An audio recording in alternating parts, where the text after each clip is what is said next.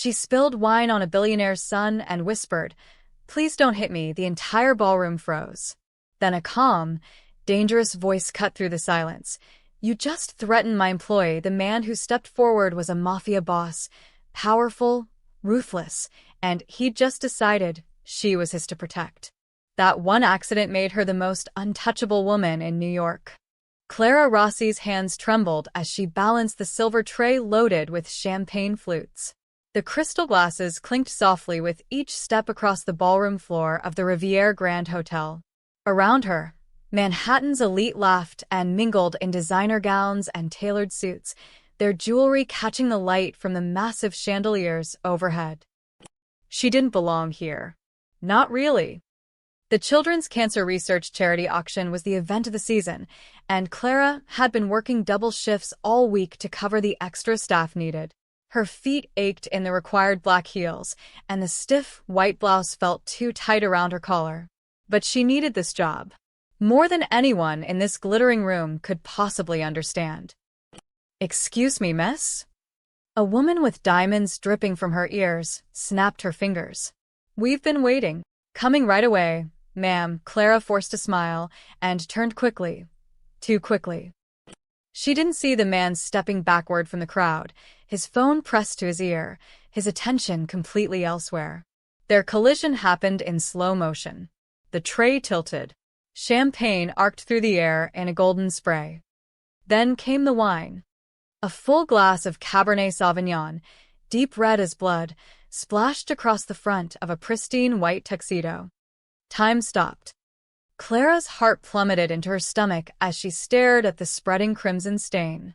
The man wearing the tuxedo, young, maybe 30, with slicked-back blonde hair and a face she recognized from magazine covers, looked down at his ruined jacket with an expression of pure disbelief. Ethan Royce, tech heir, billionaire, and currently soaked in expensive wine because of her. "Oh my God," Clara gasped, her tray clattering to the floor. "I'm so sorry, sir." "I'm so sorry." "Let me."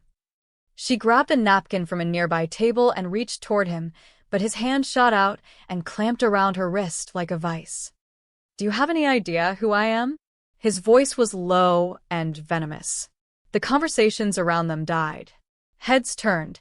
Clara felt 100 pairs of eyes lock onto her. I'm sorry, Mr. Royce. It was an accident. Please, I'll pay for the cleaning." "Pay for it." He laughed, a harsh sound that made her flinch. "This tuxedo costs more than you make in 6 months, you stupid little." "Please." The word came out as a whisper. Clara felt tears burning behind her eyes, felt her body starting to shake the way it always did when someone yelled at her. Old instincts kicked in: make yourself small, apologize, disappear. "Please don't hit me. I'll clean it again. I'll fix it, I promise. Please." The words tumbled out before she could stop them. The crowd's murmuring grew louder. Someone gasped. Clara wanted to die right there on the marble floor. Ethan's grip tightened. His face twisted with rage. "Hit you? You think I'd waste my time? You just threatened my employee." The voice cut through the ballroom like a blade, deep, calm, and absolutely glacial. Everyone turned. A man stood from a table near the windows, unfolding from his chair with the kind of unhurried grace that suggested he'd never rushed for anything in his entire life. He was tall, broad-shouldered, wearing a black suit that probably cost even more than Ethan's ruined tuxedo. His dark hair was styled back from a face that could have been carved from stone, sharp cheekbones, strong jaw, and eyes so dark they looked almost black in the chandelier light. Clara had served his table earlier. She remembered because he'd been the only person all night who'd said, "Thank you," when she'd poured his water. Matteo Ricci. The name whispered through the crowd like wind through leaves. Clara didn't know much about him, only that he owned half the commercial real estate in Manhattan and had a reputation for being ruthless in business. He donated to charity. He appeared at all the right events. But there was something about him that made people nervous. He walked toward them now, each step measured and deliberate. The crowd parted automatically. "Mr. Ricci." Ethan's voice had lost some of its edge, but He didn't release Clara's wrist. This clumsy waitress just let her go. It wasn't a request. Ethan hesitated for just a second too long. Mateo stopped directly in front of them, and even though he didn't raise his voice or make any threatening gesture, the temperature in the room seemed to drop 10 degrees. Now. Ethan released Clara's wrist. She stumbled back, cradling her arm. Mateo picked up a clean napkin from the nearest table, turned, and handed it to Clara. His fingers brushed hers for just a moment, warm, steady. His eyes met hers, and she saw something unexpected there. Not pity, not anger, something else entirely.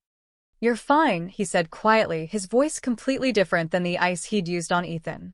"Go get another tray. Take 5 minutes in the back if you need them."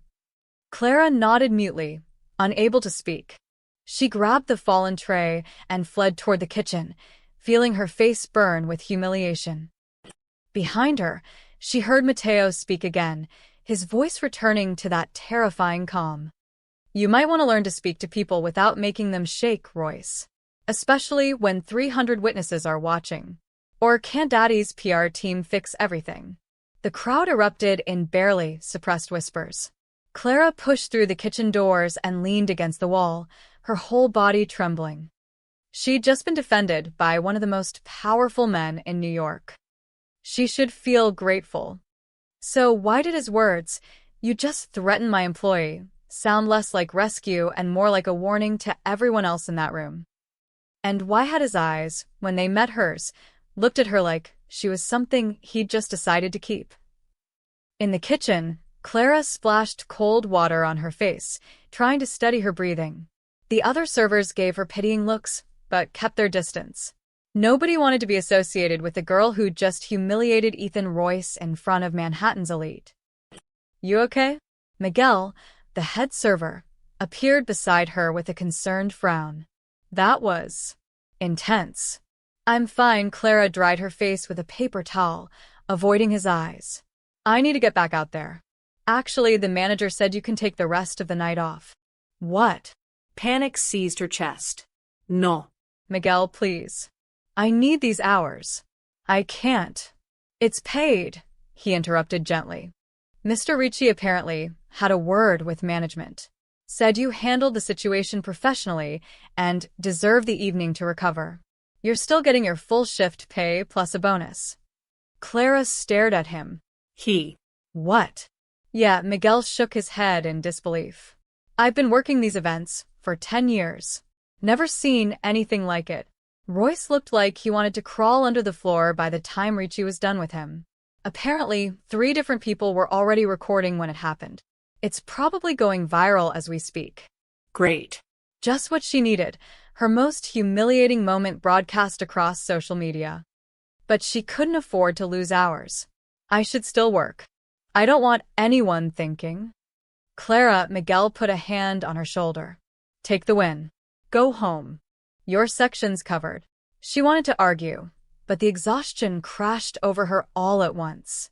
Her wrist still ached where Ethan had grabbed it. Her hands wouldn't stop shaking. Maybe going home wasn't the worst idea. "Okay," she whispered. "Thank you." She changed out of her work shoes in the staff locker room, pulled on her worn jacket, and slipped out through the service corridor. The hotel had a maze of back hallways that the guests never saw, plain walls, fluorescent lights, the unglamorous skeleton that kept the luxury functioning. Clara was halfway to the exit when she heard footsteps behind her. She turned.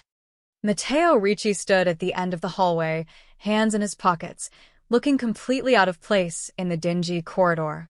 His black suit seemed to absorb the harsh overhead light. He watched her with that same unsettling intensity she'd seen in the ballroom. "Mr. Ricci," Clara's voice came out shakier than she wanted. "I thank you for what you did. You didn't have to." "Yes, I did." He walked toward her slowly, each step echoing off the concrete floor. "Are you hurt?" "No. I'm fine." "Your wrist." She'd been unconsciously rubbing it. She dropped her hand quickly. "It's nothing. Just a little sore." He stopped a few feet away, close enough that she could see the fine details of his face, The small scar above his left eyebrow, the silver cufflinks at his wrists, the way his dark eyes seemed to miss nothing. What Royce did was unacceptable, Mateo said quietly. What he said to you is worse. I've already made sure the hotel management knows you're not at fault. I heard. Thank you, Clara shifted uncomfortably. But I should probably go. It's late and… What you said to him, Mateo's voice stopped her mid-sentence. About not hitting you. That wasn't just a figure of speech, was it? Clara's blood went cold. She'd hoped no one had caught that the words had been lost in the chaos. But of course he'd heard. He seemed like the type of man who heard everything. I don't know what you mean, she lied. Yes, you do. His expression didn't change, but something flickered in his eyes. Not pity. She couldn't have stood pity. Something more like recognition. Someone hurt you before. Someone made you afraid. It wasn't a question. Clara felt tears threatening again and hated herself for it. She'd spent 3 years building walls, learning to stand on her own, trying to forget. And this stranger had seen through all of it in 30 seconds. I should go, she repeated, stepping back. Wait, Mateo reached into his jacket and pulled out a business card. If anyone gives you trouble, Royce or anyone else, call this number. Clara took the card automatically. Heavy stock, simple black lettering. Mateo Ricci. Ricci Enterprises. A phone number. Nothing else. I don't understand, she said. Why would you help me? You don't even know me. Don't I? He tilted his head slightly, studying her. You work 2 jobs to support your family. You're putting your brother through college. You haven't taken a sick day in 18 months. You eat lunch in the stairwell because you can't afford the staff cafeteria prices. Should I go on? Clara felt like the floor had dropped out from under her. How do you? I make it my business to know things. Mateo stepped closer, and this time she didn't back away. His voice dropped to something almost gentle, though no less dangerous. Don't worry. No one touches what's mine. The words hung in the air between them. Yours, Clara whispered. I don't understand. You will. He stepped past her toward the exit, then paused and looked back. And Clara? That video of tonight? It's already been removed from every platform. As far as the internet is concerned, it never happened. How is that possible? A ghost of a smile touched his lips. I told you. I know things. I fix things. He pushed open the door, letting in the cool night air. Get home safe. Then he was gone, leaving Clara standing alone in the fluorescent-lit hallway, clutching a business card and trying to understand what had just happened. For the first time in 3 years, someone had defended her in public, had made her feel protected instead of pitiful. But protection from Mateo Ricci felt less like a gift and more like a trap slowly closing around her. And the terrifying part, she wasn't sure she wanted to escape. Mateo sat alone in his penthouse office, the lights of Manhattan glittering through the floor-to-ceiling windows behind him. On his computer screen, the video played for the 3rd time. He'd had Raphael scrub it from every public platform within an hour of the incident, but not before securing a private copy. Mateo always kept records. Information was currency, and you never knew when you'd need to spend it. The footage was shaky, shot on someone's phone from across the ballroom, but clear enough. He watched Clara stumble backward after the collision, watched the wine splash across Royce's tuxedo in slow motion, watched Ethan grab her wrist with enough force to make Mateo's jaw tighten. Then came her voice, small and terrified. Please don't hit me. I'll clean it again. Mateo paused the video on her face. She looked so young in that moment, so utterly vulnerable. Her dark eyes were wide with fear, her whole body trembling like a cornered animal expecting a blow. Something twisted in his chest, an emotion he hadn't felt in years. Not quite anger, though there was plenty of that directed at Royce. Not quite pity, because Clara Rossi was stronger than she looked. He'd seen that in her eyes later in the hallway. No, this was something else. Something dangerous. Admiration. She'd been terrified, humiliated in front of hundreds of people, and yet she'd still tried to fix the situation. Still apologized. Still maintained her dignity even while begging not to be hurt. That took a kind of courage that most people in that ballroom would never understand. And that phrase, "Please don't hit me," told him everything he needed to know about her past. Someone had taught her to expect violence. Someone had made her believe she deserved it. Mateo closed the laptop with more force than necessary. He poured himself 2 fingers of scotch and walked to the windows, looking out over the city he'd spent 20 years claiming as his own. He'd built his empire on information, leverage, and knowing exactly which strings to pull. He'd learned young that power wasn't about violence, it was about control. About knowing more than everyone else in the room. About making people understand that crossing you came with consequences they couldn't afford. Ethan Royce had crossed a line tonight. Not with him. Mateo couldn't care less about some spoiled tech heir's opinion. But threatening Clara, hurting her, making her shake like that was unacceptable. Raphael had already sent over the preliminary report on the Royce family's business dealings. Mateo would read it tomorrow, find the pressure points, and squeeze until Ethan understood exactly what happened to people who touched things that belonged to Matteo Ricci. Because Clara was his now, whether she understood that yet or not. He decided at the moment she looked up at him with those frightened eyes and whispered "thank you." The moment he'd felt that unfamiliar pull in his chest that meant he'd found something rare. Something worth keeping. Mateo took a slow sip of scotch, watching his reflection in the dark glass. He'd protect her. Shield her from whatever storms were coming. Give her the security she so desperately needed. And if that made him possessive, controlling, dangerous, well, he'd never pretended to be anything else. Across town, Clara climbed the 4 flights of stairs to her apartment, her feet aching and her mind still spinning from the night's events. The building was old, with peeling paint and a permanent smell of cooking oil in the hallways, but it was affordable. Barely. She and her younger brother Lucas split the rent on the 1-bedroom unit, and even then, it took both their paychecks and Clara's second job at the coffee shop to make ends meet. She unlocked the door to find the apartment dark. Luca was working his night shift at the campus library. Good. She didn't want to explain why she was home early, or what had happened at the hotel. Clara dropped her bag on the couch and kicked off her shoes, finally letting herself breathe. The business card Mateo had given her was still in her pocket. She pulled it out, running her thumb over the embossed lettering. "No one touches what's mine." What did that even mean? She wasn't his. They'd barely exchanged 50 words. Yet he'd looked at her like she was something precious. Something he'd decided to claim. It should terrify her. After Jake, after everything, she'd promised herself she'd never let another man make decisions for her, control her, own her. But Mateo hadn't felt like Jake. Jake had been charming, manipulative, slowly cutting her off from friends and family until his anger was the only thing in her world. Mateo was something else entirely. Direct. Powerful. Dangerous in a completely different way. Her phone rang, making her jump. Unknown number.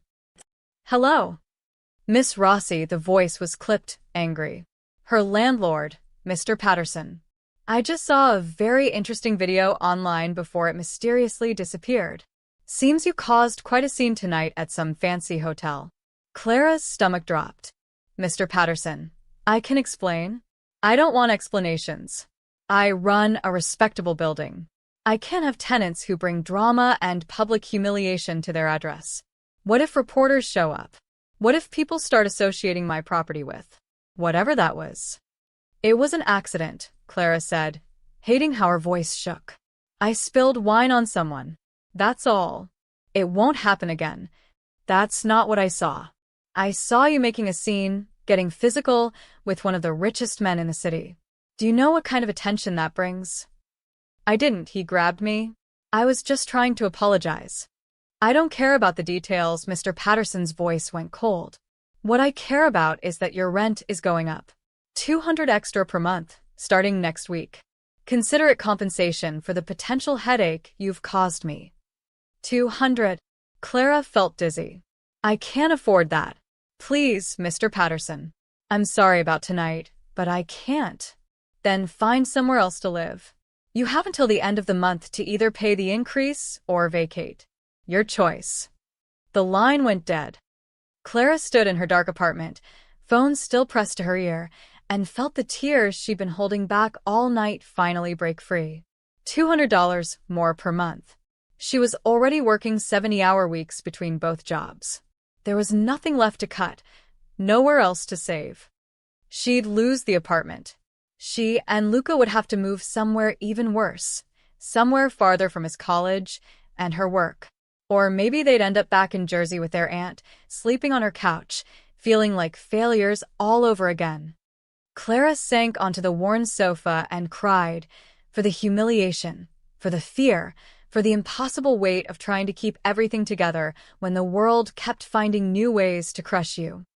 And somewhere in the back of her mind, she thought about the business card on the coffee table. About a man who fixed things. About how dangerous it might be to call that number. The next morning, Mateo sat across from Rafael Torres in his downtown office. Rafael had been his consigliera for 12 years, part lawyer, part investigator, part fixer. If Mateo was the face of Ricci Enterprises, Rafael was the shadow that made sure everything ran smoothly behind the scenes. Tell me about the girl, Mateo said, sliding a photo across the desk. Clara's employee ID from the hotel, printed from the file he'd already pulled. Rafael picked up the photo, his scarred eyebrow lifting slightly. The waitress from last night? I already scrubbed the video like you asked. What else do you need? Everything. Background, family, finances, associates. I want to know who she is. Boss, Rafael set down the photo carefully. With all due respect, this seems like more than just cleaning up after the Royce situation. It is. Is she in trouble? Not yet. Mateo leaned back in his chair. But I want to know if she will be. Run the full background. Quietly. Rafael studied him for a long moment, then nodded. Give me 4 hours. 2. Of course. Rafael stood, gathering his tablet. Anything specific I should focus on? Mateo thought about Clara's trembling hands, her worn jacket, the exhaustion in her eyes. Debts. Look for debts. Rafael returned in 90 minutes. He placed a thick folder on Mateo's desk and sat down without being invited, which meant the news was either very good or very bad. Given his expression, Mateo suspected the latter. Clara Marie Rossi, Rafael began, flipping open the folder. 26 years old. Born in Newark, raised in Jersey City. Parents died in a car accident when she was 21. Drunk driver hit them on Route 78-inch. Mateo felt something tighten in his chest. She raised her brother. Yeah. Luca Rossi, now 22. She got custody when he was 18, put him through community college. Now he's at NYU studying computer science. She works 2 jobs, the hotel and a coffee shop in the village. 70-hour weeks, like you said. Bank account is. Rafael shook his head. She's got maybe $800 total. Living paycheck to paycheck. That's not unusual for someone in her situation. No. But this is. Rafael pulled out another document. 3 months ago, Luca Rossi took out a private loan for $25,000. Not from a bank, from a company called Harbor Freight Solutions. Mateo went very still. Harbor Freight. You know them. I know of them. Mateo took the document, scanning the terms. They were brutal. 30% interest, payment due in full within 6 months, harsh penalties for late payment. Harbor Freight is a front. They're small-time smugglers working out of Brooklyn. They move electronics, stolen goods, whatever pays. But they also launder money for bigger operations. Your rivals, Rafael said quietly. Sometimes Mateo's mind was already racing through the connections. Harbor Freight had ties to the Volkov organization, a Russian syndicate that had been trying to muscle into his territory for years. They used legitimate-seeming businesses to trap people in debt, then leveraged that debt for various purposes, moving illegal goods, hiding money, providing alibis. Why would a college kid need $25,000? Mateo asked. Rafael pulled out another page. Gambling. Luca Rossi got in over his head playing online poker. Started small, thought he could win it back, classic spiral. By the time he realized how deep he was, he owed money to some very unpleasant people. Harbor Freight offered him a solution. One loan to cover all his debts. Manageable terms. Manageable, Matteo's voice was flat. At 30% interest with a 6-month deadline, he'd need to pay back $32,000. Where's a college student going to get that kind of money? He's not. His sister is. Raphael met Matteo's eyes. Clara's been making the payments. I pulled her credit card statements. She's been sending Harbor Freight $1,500 every 2 weeks. That's why she works 2 jobs. Why she never eats in the staff cafeteria. Why she's got $800 to her name despite working 70 hours a week. Matteo felt a cold fury building in his chest. Not at Clara or her foolish brother. At the system that had trapped them. At the predators who made their living off desperate people. How much does she still owe? $14,000. But here's the problem. Raphael pulled out one more document. The loan is due in full next month.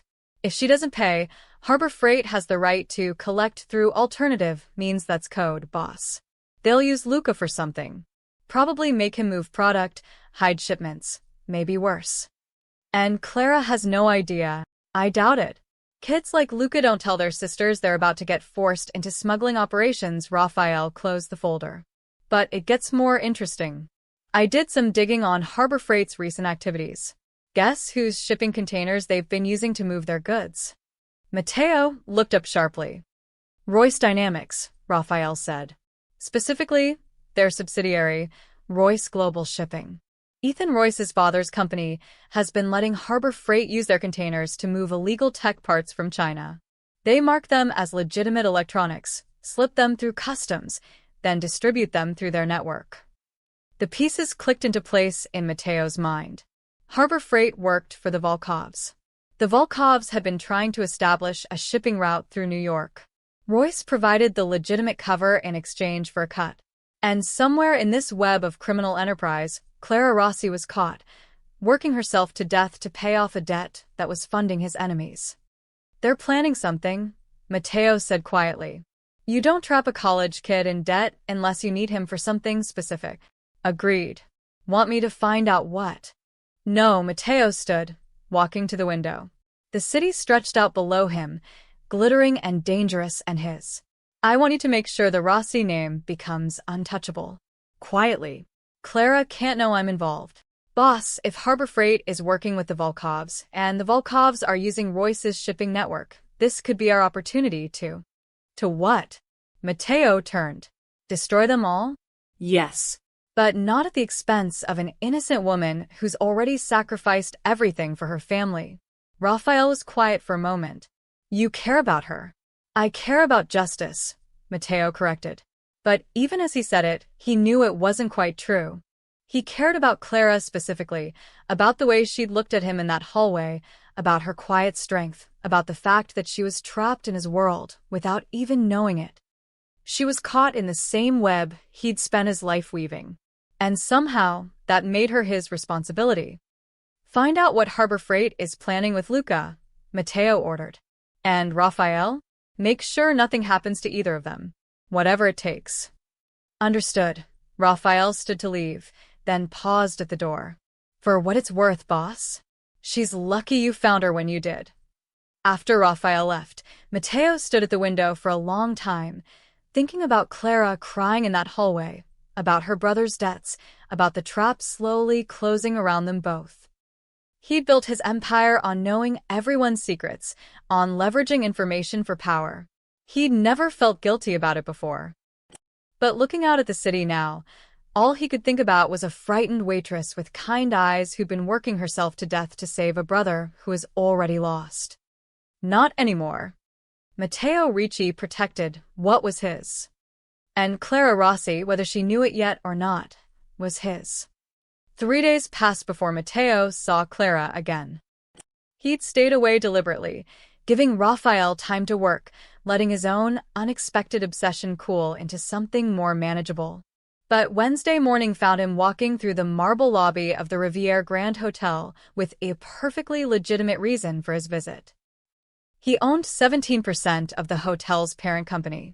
Regular inspections were part of his due diligence. The general manager, a nervous man named Thornton, rushed to greet him. "Mr. Ricci, we weren't expecting you today. If you'd called ahead, we could have." "That's why I didn't call." Matteo kept walking, his eyes scanning the lobby. "I want to see how things really run, not a show prepared for my benefit." Of course, of course. Where would you like to start? The kitchens? Conference facilities? We've just renovated the restaurant. Lunch service. Thornton blinked. The restaurant. Is there a problem? No, no. Right this way. The main restaurant was already being set up for the lunch rush. White tablecloths, fresh flowers, pristine silverware laid out with mathematical precision. Waitstaff moved efficiently between tables, preparing for the business crowd that would flood in around noon. And there, near the windows, Clara was folding napkins. She wore the same black skirt and white blouse uniform as the other servers, her dark hair pulled back in a neat bun. But Matteo would have recognized her anywhere. The delicate curve of her neck, the way she bit her lower lip while concentrating, the grace in her movements despite the exhaustion that still shadowed her eyes. She hadn't seen him yet. "Mr. Thornton," Matteo said quietly. "I'd like a few minutes alone to observe. Wait in the lobby." "But sir, if you have questions, I'll find you if I need you." Thornton hesitated, then nodded and retreated. The other staff members noticed Matteo's presence and suddenly became very busy with tasks in other parts of the restaurant. Within 30 seconds, only Clara remained, still focused on her napkins, unaware that the room had emptied around her. Matteo walked toward her table, his footsteps silent on the carpeted floor. "Doesn't it bother you," he said quietly, "that they all talk about you now?" Clara's hands stilled. She looked up slowly, and her eyes widened when she recognized him. "Mr. Ricci." "Matteo." She set down the napkin she'd been folding, straightening her spine. "I didn't know you were coming today. Mr. Thornton usually tells us when we're having a VIP inspection." "That defeats the purpose of an inspection." He gestured to the chair across from her. "May I?" "It's your restaurant," she said softly. "You can do whatever you want." True. But he found himself waiting for her permission anyway. After a moment, she nodded, and he sat her down. Up close, he could see the faint circles under her eyes, the way her uniform hung a bit looser than it should. She wasn't eating enough. Still working herself to exhaustion. "You didn't answer my question," Matteo said. "About people talking?" Clara's jaw tightened slightly. "Everyone talks. That's what people do. They whisper about the clumsy waitress who spilled wine on Ethan Royce and then got defended by." She paused. "By you." "Does it bother you?" "Which part? That I made a mistake in front of hundreds of people? That I embarrassed myself? Or that I became some kind of charity case?" There was an edge to her voice now, a spark of something beneath the careful politeness. Matteo leaned forward slightly, intrigued. "You're not a charity case." "Really?" Clara picked up another napkin, her fingers working automatically even as she spoke. "Because that's what it feels like. Everyone's been different since that night. Miguel gives me the best sections. Mr. Thornton approved my time-off request without any questions. Even the other servers are being nice to me now." She finally looked up at him, and her dark eyes were steady despite the emotion in her voice. "They all think I needed saving." "You did." "No," the word came out firmly, surprising them both. Clara took a breath, seeming to gather her courage. "What I needed was for that entitled rich boy to learn some manners. What I needed was not to be grabbed and threatened in front of everyone I work with. What I got was you stepping in and making it worse." Matteo felt something shift in his chest, not anger at her defiance, but something far more dangerous. "Respect." "How did I make it worse?"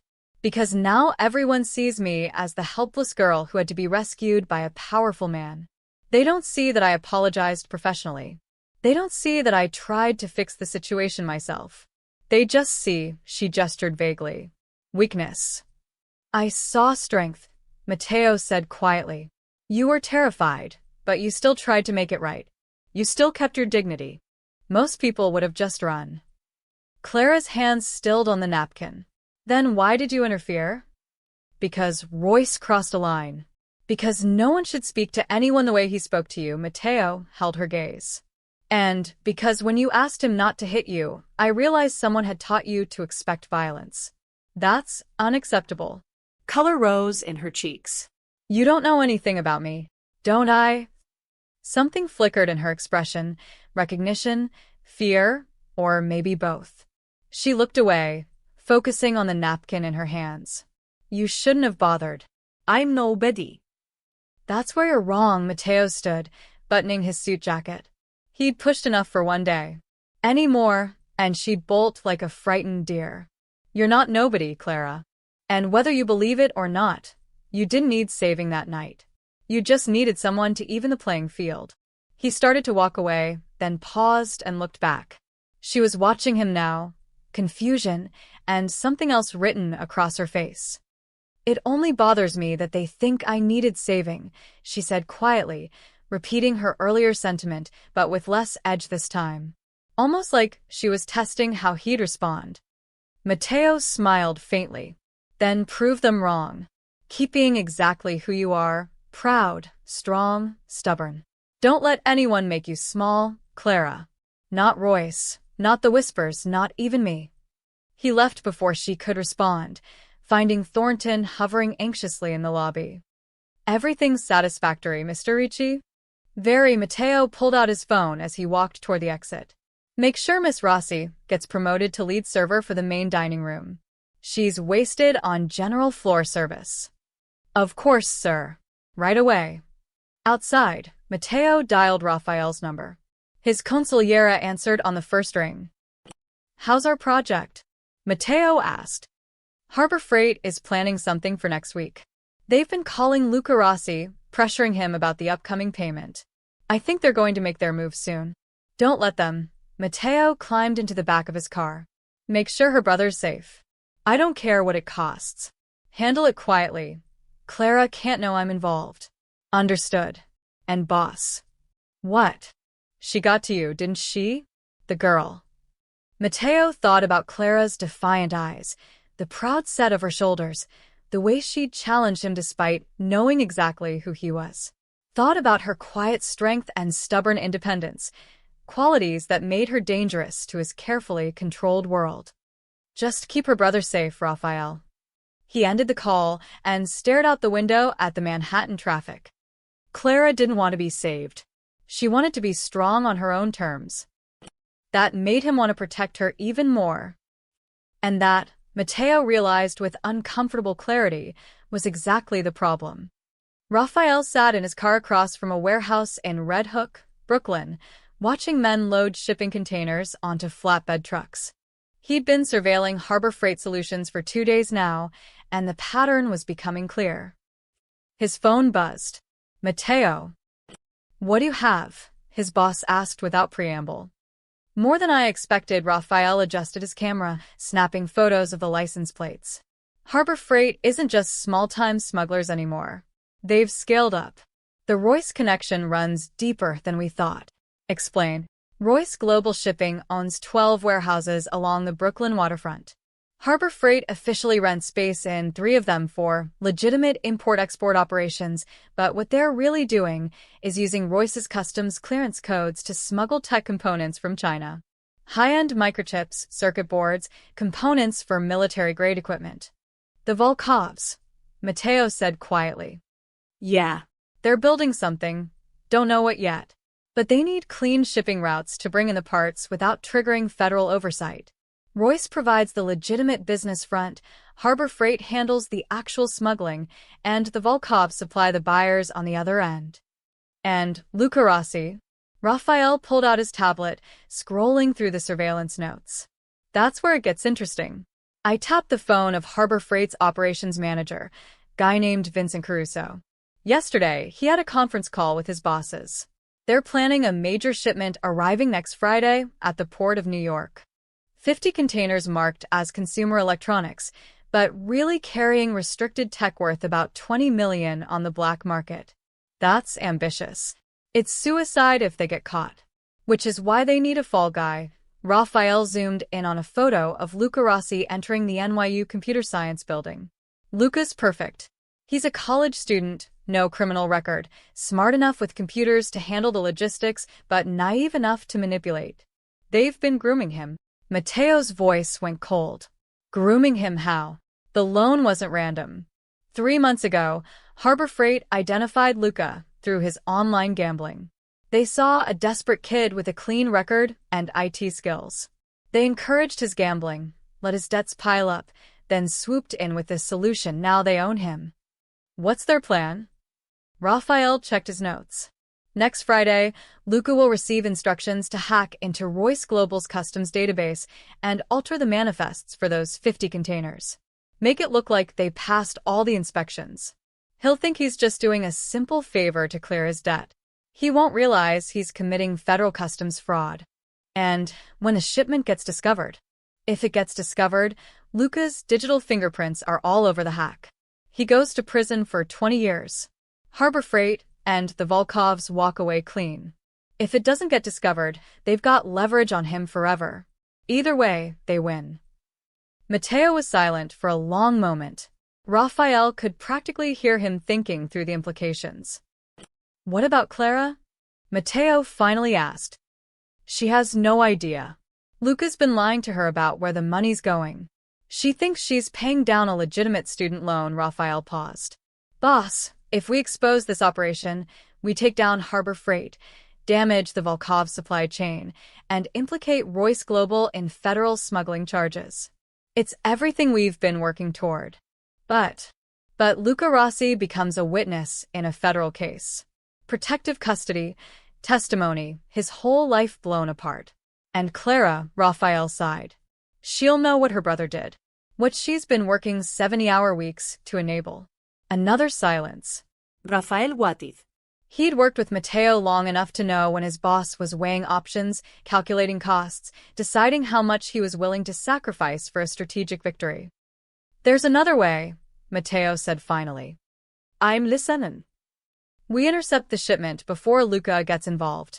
Make it look like the Volkovs betrayed Royce, or vice versa. Create enough chaos that Harbor Freight's operation falls apart from the inside. That's messy. And dangerous.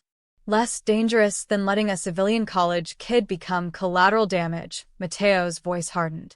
Find out exactly when and where Harbor Freight plans to contact Luca. I want eyes on him 24 hours before that happens. If anyone approaches him, we move first. Raphael made notes on his tablet. What about the debt? Even if we stop the shipment, Luca still owes Harbor Freight $14,000. They'll just find another way to leverage him. No, they won't. Because the debt is going to disappear. Boss, I know what you're going to say. That it'll look suspicious. That Clara will ask questions. I don't care. Matteo's tone left no room for argument. Make the debt vanish, Raphael. I want it erased from every database, every record, every piece of paper. As far as Harbor Freight is concerned, Luca Rossi never existed. That kind of deep scrubbing takes resources. Money. We're talking about falsifying financial records, bribing officials. I don't care what it takes. Do it. Raphael nodded slowly, even though Matteo couldn't see him. You're declaring war. On the Volkovs, on Royce, on everyone connected to this operation. All to protect one girl and her idiot brother. I'm protecting an innocent woman from being destroyed by a world she didn't choose to enter, Matteo corrected. The fact that it gives me an excuse to destroy my enemies is just convenient. Is it convenient? Raphael asked carefully. Or is this about something else? Does it matter? Yeah, boss. It does. Because if you're doing this for strategic reasons, that's business. But if you're doing this because you care about Clara Rossi, Raphael chose his words carefully. That makes you vulnerable. And vulnerable people make mistakes. I'm not vulnerable. But even Raphael could hear the lie in that statement. He'd seen Matteo operate for 12 years. Cold, calculated, always 3 steps ahead. The man didn't make emotional decisions. He didn't put empires at risk for strangers. Until now. I'll handle the debt, Raphael said finally. And I'll monitor Luca. But Matteo? When this goes sideways, and it will go sideways, you need to be ready for the fallout. It won't. It always does. Especially when you're fighting someone else's battle. Matteo ended the call without responding. Raphael sat in his car, watching the warehouse, and wondered if his boss understood what he'd just committed to. This wasn't just about helping Clara anymore. This wasn't kindness or charity or even justice. This was war. And Matteo Ricci had just painted a target on his back for a woman who didn't even know she was the reason for it. Raphael pulled out his phone and started making calls. If his boss wanted to burn down the Volkov's operation and take Royce Global Shipping down in the process, then Raphael would make sure the fire burned hot enough to leave nothing but ashes. But he couldn't shake the feeling that when the smoke cleared, Matteo himself might be standing in the wreckage. Some women, Raphael thought, were worth dying for. He just hoped Clara Rossi was worth what Matteo was about to risk. Thursday evening. Clara's shift at the hotel had run 2 hours over because of a last-minute corporate event. By the time she changed out of her uniform and stepped outside, the October rain was coming down in sheets. She stood under the hotel's narrow awning, watching water stream off the edge, and calculated. The bus stop was 3 blocks away. Her apartment was another 40 minutes after that. She had her coffee shop shift in the morning at 6. If she got home by 11, she'd have maybe 6 hours of sleep. If she didn't get pneumonia first. Clara took a breath, pulled her thin jacket tighter, and stepped into the rain. She made it half a block before she heard the car. A black Mercedes pulled up beside her, moving slowly to match her pace. The passenger window rolled down, and Matteo Ricci looked out at her with an expression that was equal parts amused and exasperated. Get in, he said. I'm fine, Clara called back, still walking. Rain plastered her hair to her face. The bus stop is just 3 blocks away. I know. And you'll be soaked by the time you get there. Then you'll wait 20 minutes in wet clothes, then ride 40 minutes home while shivering. He reached across and opened the passenger door from inside. Get in, Clara. She stopped walking. Water ran into her eyes. Every practical bone in her body screamed that getting into a car with Matteo Ricci, a man she barely knew, a man who'd made it clear he considered her his in some undefined, terrifying way, was a terrible idea. But it was raining. She was exhausted. And something about the way he looked at her made her feel safe even when her instincts said she shouldn't. Clara got in the car. The interior was warm, leather seats soft beneath her. Classical music played quietly from the speakers, something with piano that she didn't recognize. Matteo pulled back into traffic without comment, and Clara realized he was waiting for her to give him her address. I live in Alphabet City, she said quietly.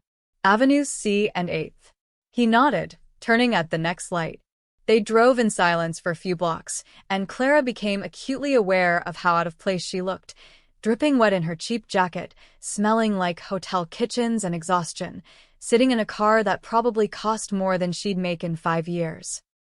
You shouldn't be walking home this late, Matteo said finally. I don't have much choice. The hotel's on 57th. My apartment is downtown. Public transit is what I can afford. That's not safe. Clara almost laughed. Most of my life isn't safe, Mr. Ricci. That's just how things are. Matteo, he corrected, glancing at her. And it doesn't have to be that way. Doesn't it? The words came out more bitter than she'd intended. Maybe it was the exhaustion. Maybe it was the rain. Maybe it was 3 years of barely keeping her head above water while the world kept trying to drown her.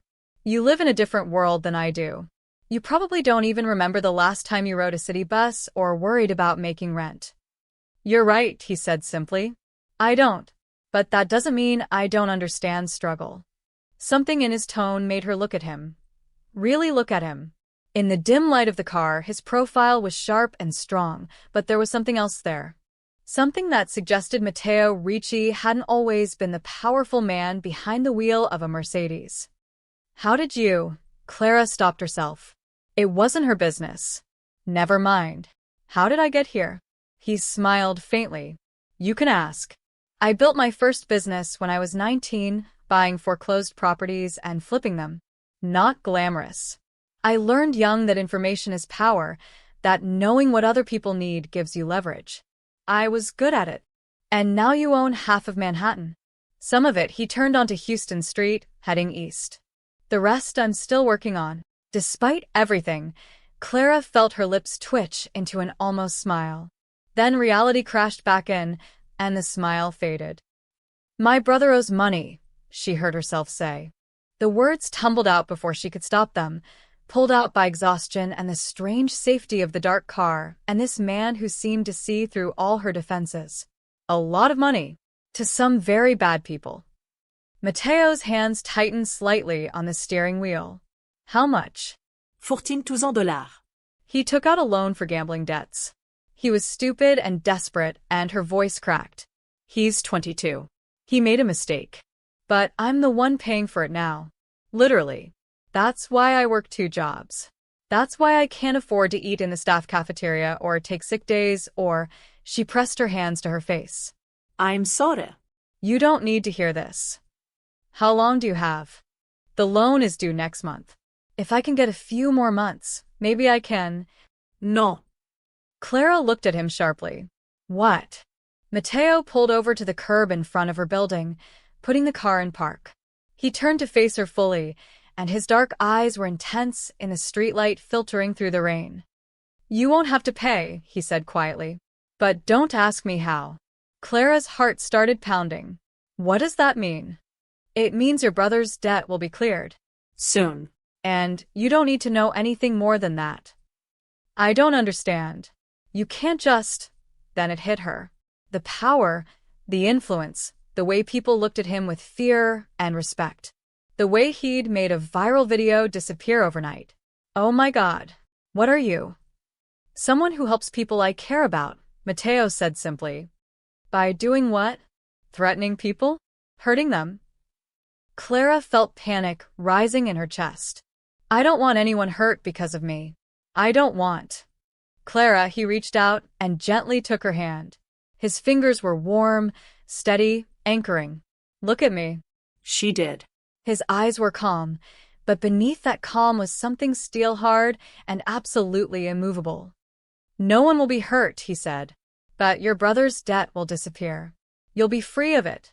That's all you need to know. Why? Clara whispered. Why would you do this for me? You don't even know me. Don't I?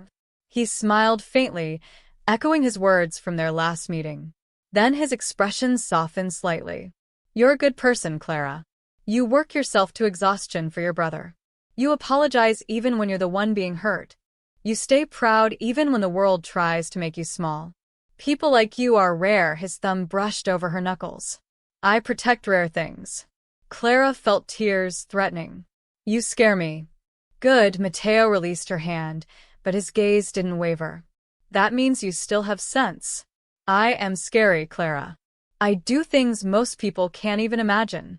But I've never hurt anyone who didn't deserve it. And I would never, ever let anyone hurt you. The last part sounded less like a promise and more like a threat to the entire world. Clara opened the car door, needing distance, needing to think. But she paused before getting out, looking back at him. I don't know if I should thank you or run from you. Both would be smart, Mateo said. But I hope you choose the first. Clara stepped out into the rain, which had softened to a drizzle. She stood there for a moment, watching him watch her through the window. Then she leaned down. Mateo? Yes. My brother can know. Whatever you do, he can never know I told you or that you helped. He's proud. Stupid, but proud. It would destroy him. Mateo nodded slowly. He'll never know. You have my word. Clara wanted to believe him. Wanted to trust that this powerful, dangerous man who'd claimed her as his without permission was actually the white knight he seemed to be. But as she watched him drive away, disappearing into the Manhattan night, she couldn't shake the feeling that she'd just made a deal with the devil. And the terrifying part was how much she hoped he'd keep his promise. That same night, while Clara slept in her small apartment, Mateo's men moved through Brooklyn like shadows. Raphael had assembled a team of 6 professionals who'd worked for Mateo for years, who understood that discretion was more valuable than violence. They wore dark clothes, no identifying marks, and carried weapons they hoped they wouldn't need to use. The Harbor Freight warehouse was tucked between 2 legitimate shipping companies on a quiet stretch of the Red Hook waterfront. At 2 in the morning, only 2 guards were on duty, both smoking cigarettes by the loading dock. Raphael's team disabled the security cameras first, a simple remote hack that made the footage loop on a 10-minute delay. Then they moved. Inside the warehouse, Vincent Caruso sat in his makeshift office, counting cash from the week's operations. He was a thick man with greedy eyes, the kind who'd sell his mother if the price was right. Next to him, another man Raphael recognized from surveillance photos, Anton Volkov's lieutenant. They were discussing the upcoming shipment. Luca Rossi's name came up 3 times. Raphael nodded to his team. They moved silently, professionally. Within 30 seconds, both men were on the floor, hands zip-tied behind their backs, guns pressed to their heads. "Don't move. Don't speak." Raphael crouched in front of Caruso. "I'm only going to say this once. The Rossi debt? It's gone. You're going to erase every record, every file, every piece of paper that says Luca Rossi owes you money. You're going to forget you ever heard his name." Caruso's eyes widened.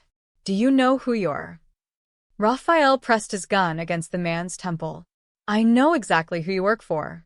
I also know that if you ever contact the Rossis again, if you even drive past their apartment building, I'll make sure the Volkovs find out you've been skimming 20% off every shipment for the past 6 months. The color drained from Caruso's face. "That's not, I haven't. I have bank statements that say otherwise. Documents with your signature. Video of you moving cash into offshore accounts." Raphael smiled coldly. "Want me to send them to Anton? Or would you rather just forget the Rossi family exists?" Caruso swallowed hard. "The debt's cleared." "Good choice." Raphael stood, nodding to his team. They pulled Caruso to his computer, made him delete every file related to Luca Rossi, then had him sign documents stating the debt had been paid in full. One of Raphael's men copied the hard drive, ensuring they'd have proof if Caruso ever tried to renege. The Volkov lieutenant started to protest, but Raphael cut him off with a look. "Tell your boss the Ricci territory is off limits. That includes anyone with the last name Rossi. Consider this your only warning." They were out of the warehouse in 12 minutes, leaving Caruso and the lieutenant tied up for the guards to find. By the time anyone called the police, Raphael's team was gone, and all evidence of their presence had been erased. Raphael called Mateo from the car. "It's done. The debt's cleared, the records are destroyed, and Harbor Freight understands that touching the Rossis would be a fatal mistake. Any complications?" "None." Caruso cooperated once he understood the alternative. The Volkov lieutenant looked like he wanted to argue, but he'll deliver the message. "And Luca?" "Safe. He never knew we were there." Raphael paused. "Boss, the shipment's still coming on Friday. Harbor Freight will need a new fall guy. Let them scramble. Without the Rossi connection, they'll have to find someone else or delay. Either way, we've bought time." Mateo's voice was satisfied. "Send the letter to Clara tomorrow. Make it look official. Already prepared. She'll have it by noon." Friday morning, Clara was pulling on her coffee shop uniform when she heard the mail slot clink. Bills, probably. More demands for money she didn't have. She almost didn't check it. But something made her walk to the door, made her pick up the single envelope lying on the worn carpet. It was official-looking, thick paper, typed address, no return information. Clara's hands shook as she opened it. "Dear Ms. Rossi, this letter serves as official notification that the loan account #HF47832 in the name of Luca Rossi has been paid in full as of October 16, 2025. The outstanding balance of $14,24700 has been satisfied. No further payments are required. All records of this debt have been cleared from our systems. Please consider this matter permanently closed. Arbor-Frecht solution. Clara read it 3 times. Then 4. Her vision blurred with tears she didn't try to stop. Paid in full. $14,000. Just. Gone. It didn't make sense. She'd only made the last payment 2 weeks ago. There was no way, unless Luca had somehow found the money. But he was barely making minimum wage at the library. He couldn't have. A clerical error. It had to be. Some computer glitch, some mistake in their system. But the letter looked legitimate. Official letterhead, signature, account number. Everything. Clara sank onto the couch, clutching the paper like it might disappear if she let go. For the first time in 3 months, she felt like she could breathe. The crushing weight that had been sitting on her chest, the panic of calculations, the constant fear, the exhaustion of working herself to death for a debt that never seemed to shrink, all of it lifted. She started to cry. Real, ugly, relieved sobs that shook her whole body. They were free. Luca was free. She wouldn't have to work 70-hour weeks anymore. She could sleep. She could eat actual meals. She could stop living on the razor edge of disaster. Outside her building, Matteo sat in his car, watching her window. He couldn't see her from this angle, but he could imagine her face, the shock, the disbelief, the slow dawning of relief. Raphael had sent him a photo 30 minutes ago, Clara's hand reaching through the mail slot, grabbing the envelope. Matteo had been sitting here since dawn, waiting to see if she'd go to work or stay home, waiting to gauge her reaction from a distance. He told himself he was being thorough, making sure the plan had worked, ensuring she was safe. But the truth was simpler and more dangerous. He just wanted to be near her, even if she didn't know he was there. His phone buzzed. Raphael. She's crying. Happy tears, I think. The tracker on her phone shows she's still home. Matteo smiled faintly. Good. She deserved a morning off. Deserved to feel relief instead of constant pressure. Stay on, Luca, he texted back. Harbor Freight might still try something. Already on it. The kids at class. 3 of our people watching. Matteo started the engine. He should leave, get back to his office, handle the dozen other crises that always demanded his attention. But for another minute, he sat there, looking up at Clara's window, and let himself feel something he hadn't felt in years. Satisfaction. Not from a business deal or a strategic victory. From making someone happy. From protecting someone who mattered. From keeping his promise to a woman who was slowly becoming the most dangerous thing in his carefully controlled world. Then he pulled away from the curb and disappeared into morning traffic, leaving Clara alone with her relief and her mysterious second chance. She'd never know it was him. And that, Matteo told himself, was exactly how it should be.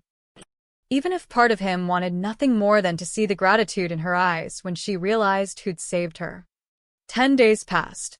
Clara noticed the difference immediately, waking up without the crushing weight of impossible debt, eating lunch without calculating every dollar, sleeping through the night for the first time in months.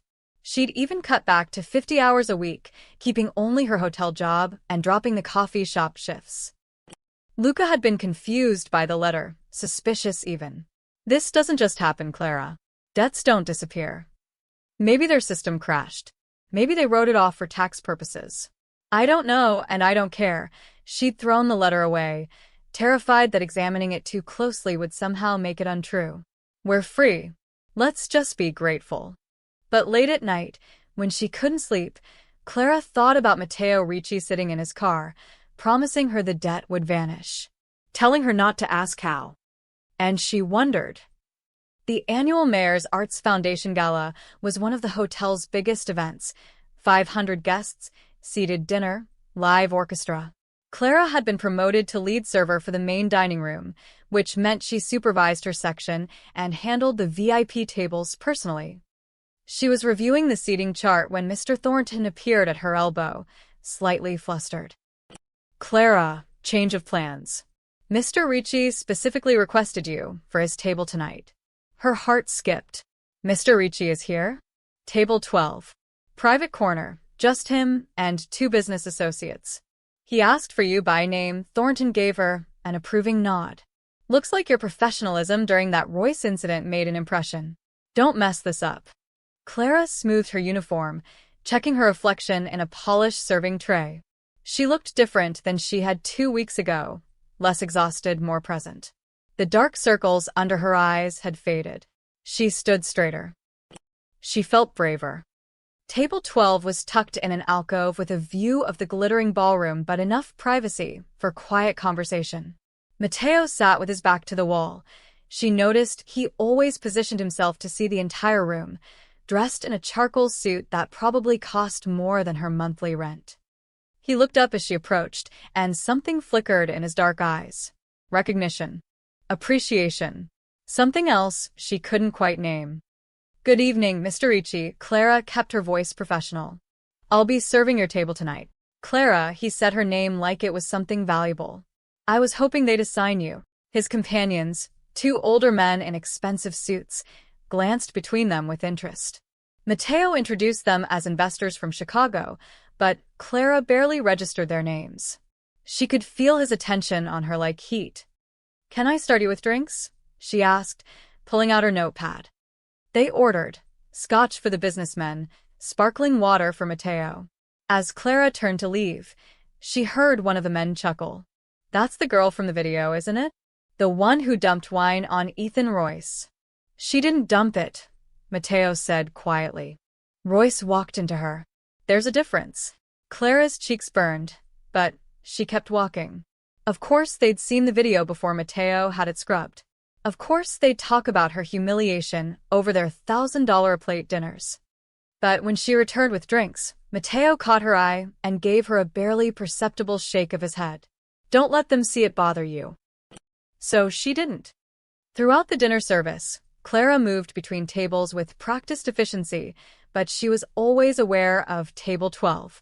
Aware of Mateo watching her, tracking her movements with those dark, intense eyes. When she brought their entrees, one of the businessmen knocked over his water glass. Clara moved instantly, catching it before more than a few drops spilled, blotting the table with a napkin. The man looked embarrassed. I'm so sorry. No harm done, sir, Clara smiled, replacing his water smoothly. Happens all the time. She felt Mateo's gaze on her as she worked, felt him notice that her hands didn't shake, that she handled the small crisis with calm competence instead of panic. As the dinner plates were cleared and dessert menus distributed, the 2 businessmen excused themselves to network in the ballroom. Clara approached to refill Mateo's water. You didn't flinch tonight, he said quietly. Clara looked up from pouring. He was studying her with that unsettling intensity, like he could see past all her defenses to whatever truth lay underneath. I'm trying to be braver, she said. You already were, his voice was soft, but there was certainty in it. You were always brave, Clara. You just didn't know it. Something warm spread through her chest. She set down the water pitcher, meeting his eyes. Things have been better lately. Easier. Good. The strangest thing happened. My brother's debt. It just disappeared. Paid in full. Out of nowhere. She watched him carefully. You wouldn't know anything about that, would you? Mateo's expression didn't change. Would it matter if I did? Yes. No, Clara glanced around, making sure no one was close enough to hear.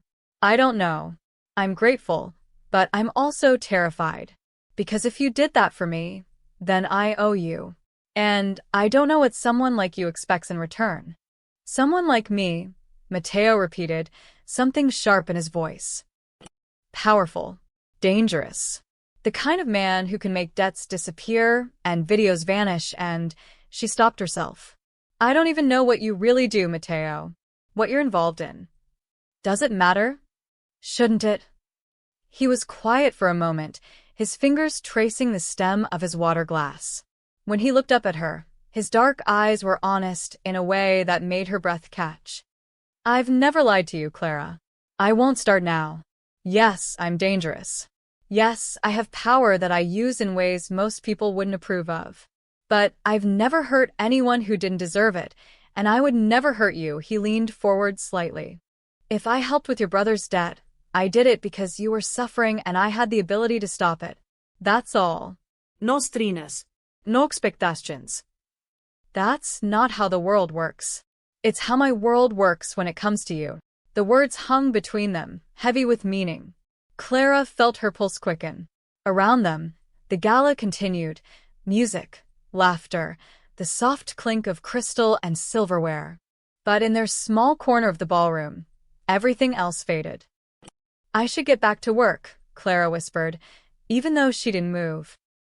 You should, Matteo agreed. But his eyes never left hers.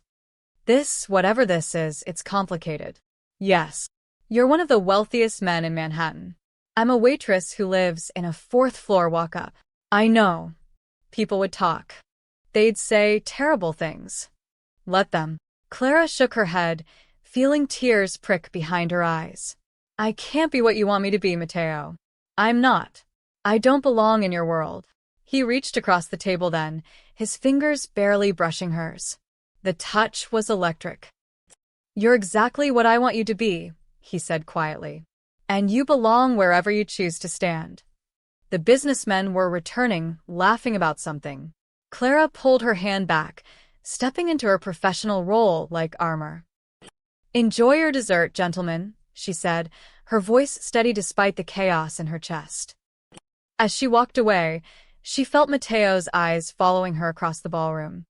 And she knew, they both knew, that they'd just crossed a line that couldn't be uncrossed. The question was whether they'd survive. What came next? William Royce was not a man who forgot slights. The viral humiliation of his son at the charity auction, even though the video had been scrubbed, had spread through Manhattan's elite circles like wildfire. Everyone knew Ethan had been put in his place by Matteo Ricci. Everyone had seen the fear in the boy's eyes. It made the Royce family look weak. And weakness, in William's world, was unforgivable. He sat in his corner office at Royce Dynamics headquarters, overlooking the East River, and reviewed the dossier his lawyers had prepared. Matteo Ricci's business empire was vast, but not impenetrable. There were pressure points. The shipping subsidiary, William told his chief counsel. Ricci Maritime Holdings. They handle 40% of his commercial shipping contracts through the Port of New York. What about it? Buy it. William's smile was cold. Not all of it, he'd never allow that. But acquire enough shares to have board influence. Then start freezing permits, delaying inspections, creating regulatory nightmares. Make it impossible for him to operate efficiently. That's aggressive. And expensive. I don't care about the cost. I care about sending a message. William leaned back in his leather chair. Matteo Ricci humiliated my son in public. He needs to understand that the Royce family doesn't accept disrespect. Within 48 hours, Royce Dynamics had acquired 12% of Ricci Maritime Holdings through shell companies and proxy buyers. They immediately leveraged that position to demand audits, environmental reviews, and safety inspections that tied up 3 of Matteo's largest shipping contracts.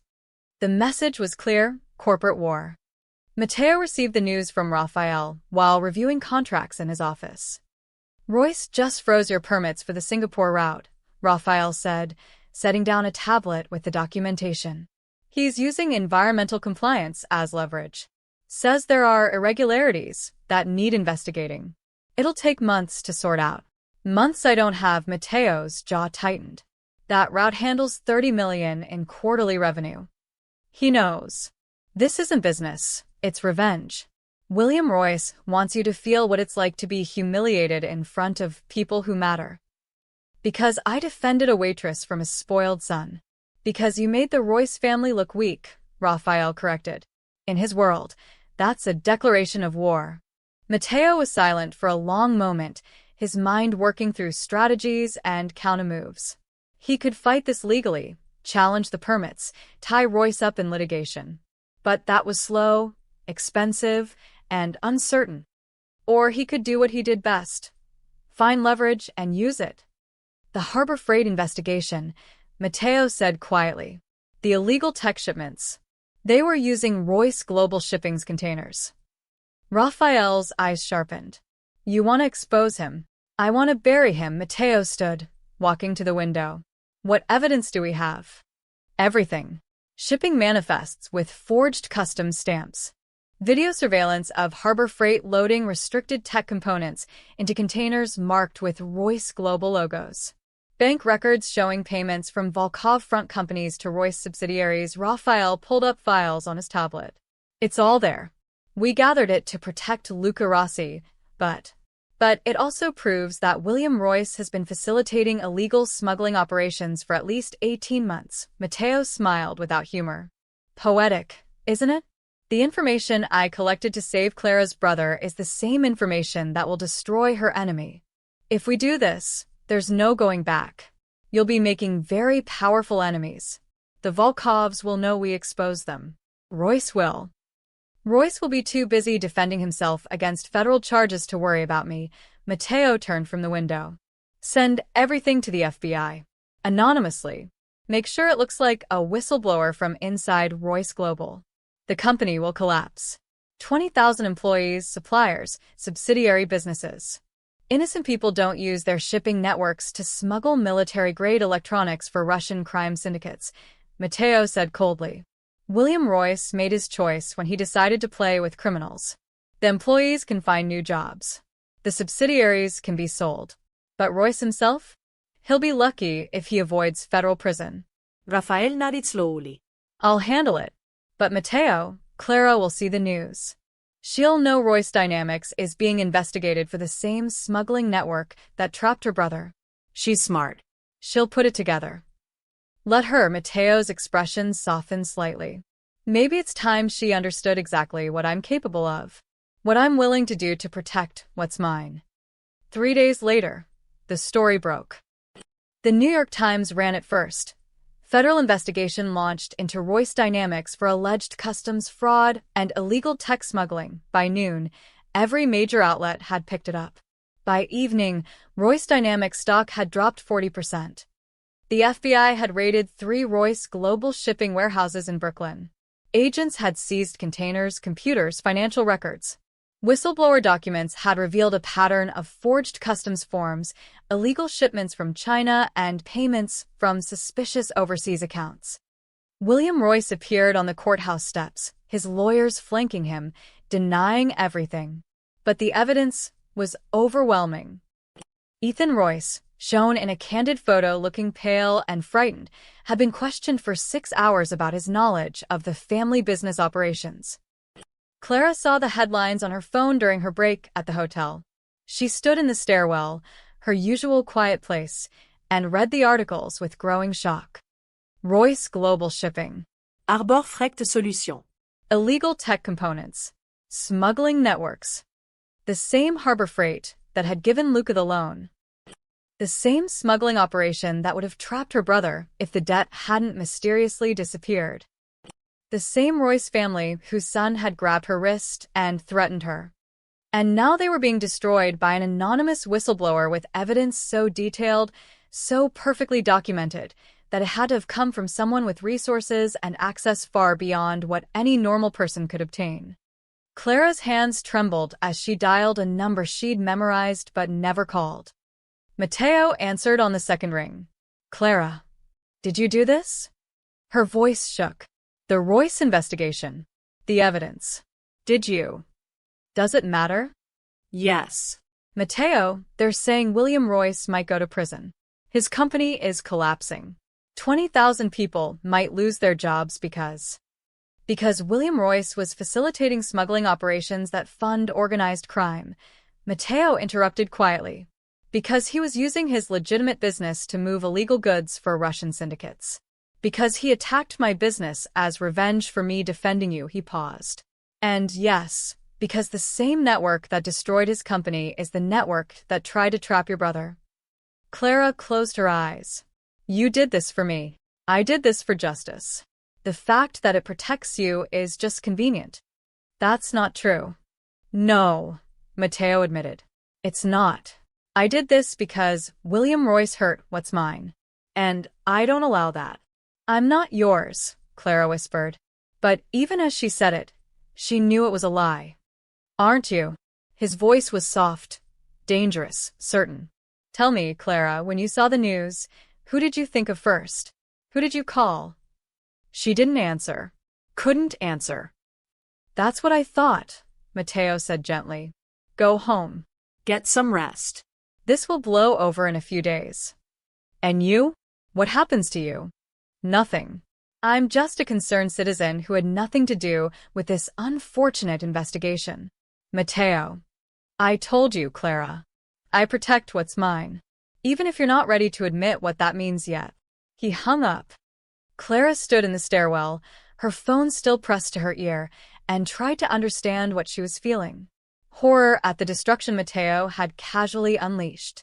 Gratitude that he'd eliminated the people who'd threatened her brother. Fear of his power. And underneath all of it, warming her from the inside out, the dangerous, terrifying knowledge that she was falling for a man who could destroy empires with a phone call.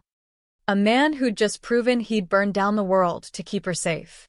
A week after the Royce scandal broke, Clara was setting up for lunch service when she overheard the conversation that changed everything. She'd gone to the storage room for extra linens, a cramped space behind the main kitchen where the hotel kept supplies. The door was slightly ajar, and voices drifted through from the hallway beyond. Told you it was handled, Rafael Torres. She recognized his voice from the few times he'd accompanied Matteo to the hotel. The debt's been cleared for 2 weeks now. No one's going to connect it to the boss.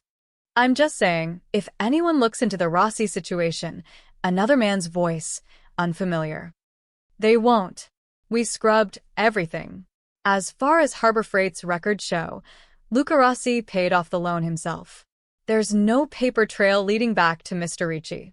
Clara's hands froze on the stack of tablecloths. The girl still doesn't know? The other man asked. No.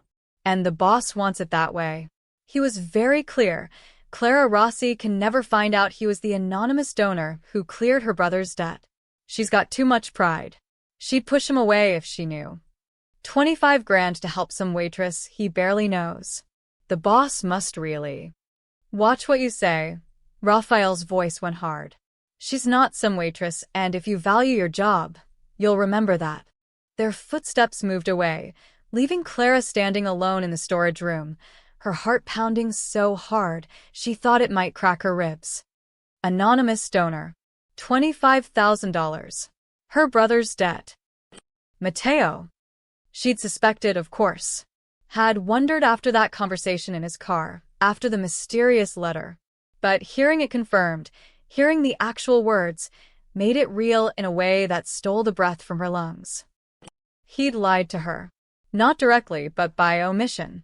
Had looked her in the eyes and let her believe it was a clerical error, a stroke of luck, anything but what it really was. A rich man buying control over her life. Clara set down the linens with shaking hands and pulled out her phone. She found Matteo's number, the one from the business card she'd saved, and typed before she could second-guess herself. I need to see you. Now. His response came within seconds. My office. 30 minutes. Ricci Enterprises occupied 3 floors of a glass tower in Midtown. Clara had never been inside, had never imagined she'd have reason to enter this world of marble lobbies and private elevators and receptionists who looked at her worn coat with barely concealed disdain. But anger carried her through the lobby, into the elevator, up to the 32nd floor. Raphael was waiting when the doors opened. His expression was carefully neutral, but she saw the flicker of understanding in his eyes. He knew she'd heard. Ms. Rossi. This way. He led her down a hallway lined with expensive art to a corner office with floor-to-ceiling windows overlooking the city. Matteo stood at those windows, hands in his pockets, looking out at Manhattan like a king surveying his kingdom. He turned when she entered, and whatever he saw in her face made his expression shift. Clara. You paid off Luca's debt, her voice shook. It wasn't a clerical error. It wasn't luck. It was you. Matteo dismissed Raphael with a slight nod. The door clicked shut, leaving them alone. Yes, he said simply. $25,000. You just wrote a check and made it disappear. Not exactly. It was more complicated than. I don't care about the details. Clara's voice rose. You lied to me. You let me think. God, I stood in that hallway and thanked you for your advice, for your comfort, and the whole time you'd already solved the problem. You'd already taken control of my life, without asking. I helped you, Mateo said quietly. There's a difference. Is there? Clara laughed, a bitter sound. You think helping me gives you the right to own my life? To make decisions about what I know and don't know? To manipulate situations behind my back? That's not what this was. Then what was it? She took a step closer, anger burning through her fear. Why did you do it, Mateo? Why go to all that trouble for someone you barely know? He was quiet for a long moment, studying her face. When he finally spoke, his voice was soft but certain. Because you're the only person I've seen stand up in a room full of power and still keep her grace. Clara blinked. What? That night at the auction, Mateo moved toward her slowly, like approaching something wild that might bolt. You were terrified, humiliated. Everyone was watching you fall apart. But you still apologized. Still tried to fix the problem. Still held on to your dignity, even when that entitled rich boy tried to take it from you. He stopped a few feet away. I've spent 20 years in rooms full of powerful people, Clara. And I've never seen anyone as strong as you were in that moment. So you decided to save me? No. I decided you deserved someone in your corner. Someone who could even the odds. His dark eyes held hers. You were drowning, working yourself to death for a debt that wasn't even yours. I had the ability to stop that. Why wouldn't I? Because I didn't ask you to. Because it wasn't your choice to make. You're right, the admission surprised her. I should have told you. Should have given you the choice. But Clara, if I told you I wanted to pay off your brother's debt, would you have let me? She opened her mouth to say yes, then closed it. Because the truth was she wouldn't have. Her pride would never have allowed it. That's what I thought, Mateo said gently. Tears burned behind Clara's eyes. You can't control everything. You can't fix my life without permission and expect me to be grateful. I don't expect gratitude. I never did. Then what do you expect? Nothing. He stepped closer still, and she could smell his cologne, something expensive and woodsy. I expect nothing from you, Clara. No repaymente, no obrigação, no debt. I helped because I wanted to, because seeing you suffer was unacceptable to me. That's all. That's not all, her voice dropped to a whisper. You said I was yours. You said no one touches what's yours. That's not help, Mateo. That's possession. Yes, he admitted. It is. And I won't apologize for it. From the moment you looked up at me with those frightened eyes and still tried to stay strong, you became mine. Whether you accept that or not. Silence filled the office. Outside, the city hummed with life. Inside, Clara felt the ground shifting beneath her feet. You scare me, she finally whispered. Mateo smiled faintly, something sad and knowing in his expression. Good. That means you still have sense. I should walk out that door. I should tell you to stay away from me and my brother. I should. But you won't. Why not? Because deep down you know the truth. He reached out slowly, giving her time to pull away. When she didn't, his fingers brushed her cheek with impossible gentleness. You're tired of being alone. Tired of fighting every battle by yourself. And as terrifying as I am, as wrong as this probably is, part of you wants to lean on someone who's strong enough to carry the weight. Clara closed her eyes, a tear sliding down her cheek. This is insane. Yes. You're dangerous. Yes. I can't trust you. You can. His thumb caught the tear, wiping it away. I've never lied to you about what I am, Clara. I'm ruthless. I'm possessive. I do terrible things to protect what's mine. But I have never and will never hurt you. That's the one thing you can trust absolutely. She opened her eyes and found him watching her with an intensity that stole her breath. And God help her, she believed him. I don't know if that's enough, she whispered.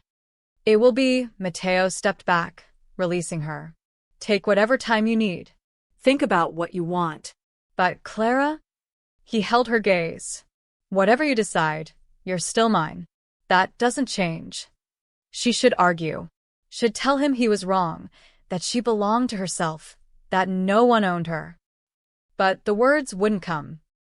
Because standing in his office, feeling the weight of his protection and possession wrapped around her like armor, Clara couldn't deny the truth. She'd already fallen for the dangerous man who decided she was worth burning the world for. The only question was whether she was brave enough to admit it. 6 weeks later, the financial world watched Royce Dynamics complete its spectacular collapse. The federal investigation had uncovered a web of illegal operations far deeper than anyone expected. William Royce was indicted on 17 counts of customs fraud, conspiracy to smuggle restricted technology, and money laundering. His legal team was already negotiating a plea deal that would likely send him to federal prison for 12 years. Ethan Royce, facing his own charges as a complicit board member, had fled to Monaco. The tabloids loved it. The privileged tech heir running from justice, his empire crumbling, his arrogance finally meeting consequences. But the real story, the one buried in the business pages, was the systematic dismantling of Royce's holdings. The shipping subsidiary was sold to creditors. The tech patents went to competitors. The commercial real estate portfolio was broken up and auctioned. And the hotel chain, 6 properties across Manhattan, including the flagship Riviera Grand, was acquired by a shell company called Meridian Holdings LLC for 40% below market value. Meridian Holdings was owned by 3 other shell companies, which were ultimately controlled by Ricci Enterprises. Clara found out when Mr. Thornton called an emergency staff meeting. As you've all heard, Royce Dynamics has sold the hotel chain as part of their bankruptcy proceedings, Thornton announced to the assembled staff. The new ownership group has already made several decisions about operations going forward. Clara stood in the back of the room, her arms crossed. She'd been avoiding Mateo for weeks, not returning his calls, not accepting his dinner invitations. She needed space to think, to figure out what she wanted without his overwhelming presence clouding her judgment. But somehow, she already knew what Thornton was about to say. Effective immediately, Clara Rossi has been promoted to general manager of the Riviera Grand, Thornton continued. Several heads turned to stare at her. She'll oversee all operations, staffing, and strategic planning for the flagship location. The new ownership believes her dedication and leadership make her the ideal choice to guide the hotel into its next chapter. Miguel caught her eye from across the room, grinning. Other servers whispered among themselves, some supportive, some clearly jealous. Clara felt numb. After the meeting, she found the letter in her new office. Thick cream paper, expensive weight. Her name written in bold black ink. Clara, you earned this position. Your promotion has nothing to do with me and everything to do with your competence, your leadership, and your ability to turn a struggling hotel into one of the city's premier destinations. The hotel is yours now. What you do with it is your choice. But I'd very much like to see you at the reopening gala next Friday. No obligations. No expectations. Just me, hoping you'll give us a chance. The following Friday, the Riviera Grand Hotel hosted its grand reopening under new management. The ballroom, the same one where Clara had spilled wine on Ethan Royce, was filled with Manhattan's elite once again. But this time, Clara wasn't serving. She stood near the entrance in a midnight blue dress that Mateo had sent. She'd almost sent it back, but it fit perfectly, and she was tired of wearing the same old clothes. Her hair was down, loose waves framing her face. She looked like she belonged here.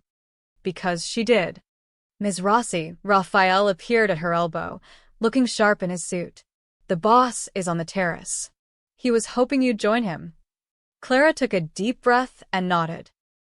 The terrace overlooked Fifth Avenue, the city lights spreading out in every direction. Mateo stood at the railing, hands in his pockets, looking out at the Manhattan skyline. He turned when he heard her heels on the stone floor. For a moment, they just looked at each other. You bought the hotel, Clara said finally. I bought 6 hotels. Seemed like a good investment. His lips twitched into an almost smile. The fact that one of them was the place where we met was just fortunate timing. You made me the general manager. I gave you the opportunity. You made yourself the general manager by being exceptional at your job. He moved toward her slowly. Everything you've accomplished, the staff respect you. The reviews have improved. The bookings are up 30%. That's all you, Clara. I just removed the obstacles. She laughed softly, shaking her head. You mean you destroyed a corporate empire and bought a hotel chain? Minor details. They stood side by side at the railing, looking out at the city. Clara could feel the warmth of him beside her, could sense his attention, even though he wasn't looking directly at her. I've been thinking, she said quietly, about what you said, about being yours. And I'm terrified. of you, of this, of what it means to be with someone who has the kind of power you have. She turned to face him. But I'm also tired of being afraid. Tired of fighting alone. And the truth is, she took a shaky breath. The truth is, I feel safer with you than I've felt in years. Even knowing what you're capable of. Maybe because of it. Mateo's expression softened in a way she'd never seen before. Clara. Let me finish. She held up a hand. I don't know what this is. I don't know if we're crazy or if this could actually work. But I want to try. On one condition. Name it. No more secrets. No more fixing things behind my back. If we do this, if we try, we do it as equals. You don't get to control my life just because you care about me. Equals, Mateo repeated, something like wonder in his voice. He reached out, taking her hand in his. I can do that. Though I should warn you, my instinct will always be to protect you. To fight your battles. It's who I am. I know. And I'm telling you now, I don't need you to fight my battles. I need you to stand beside me while I fight them myself. She squeezed his hand. Can you do that? For you? Mateo pulled her closer until they were standing inches apart. I'll try. Though I make no promises about not destroying anyone who hurts you. Clara laughed, a real, genuine laugh that felt like freedom. I suppose I can live with that. He cupped her face in his hands, his dark eyes searching hers. You cleaned his mess that night. Now you own the floor he stood on. Tears pricked her eyes, but this time they were good tears. Grateful tears. Because Mateo was right. She'd gone from the girl shaking with fear in this very ballroom to the woman who owned it. From the victim to the victor. Thank you, she whispered, for seeing me, for believing I was strong even when I didn't believe it myself. You always were. Mateo leaned down, his lips barely brushing hers. I just made sure everyone else saw it too. When he kissed her, it felt like coming home, like finding the missing piece she hadn't known she was searching for. Dangerous and safe, terrifying and comforting, all at once. Below them, the city glittered. Millions of lives, millions of stories, millions of people fighting their own battles. And on the terrace of the Riviera Grand Hotel, 2 of those people stood together, finally unafraid. The man who ruled the city and the woman who made him remember why he built it.